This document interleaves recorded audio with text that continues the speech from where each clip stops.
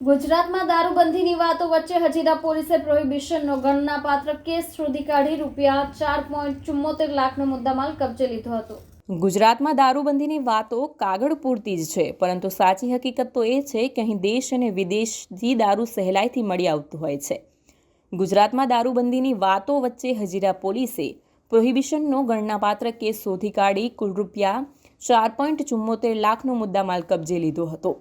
Police સૂત્રો પાસેથી મળતી માહિતી મુજબ પોલીસ કમિશનરે પ્રોહિબિશન અને જુગારના કેસ શોધી કાઢી અસરકારક કામગીરી કરવા હજીરા પોલીસને સૂચના આપી હતી। જે અનુસંધાને પોલીસ ઇન્સ્પેક્ટરના માર્ગદર્શન હેઠળ સર્વેલન્સ પોલીસ માણસોની ટીમ પેટ્રોલિંગમાં હતી। જે સમય દરમિયાન મળેલી બાતમીના આધારે 4 વ્હીલ કારમાં લઈ જવાતો ઇંગ્લિશ દારૂ ઝડપી પાડી એકની ધરપકડ કરી અન્ય 3ને વોન્ટેડ જાહેર કર્યો હતો।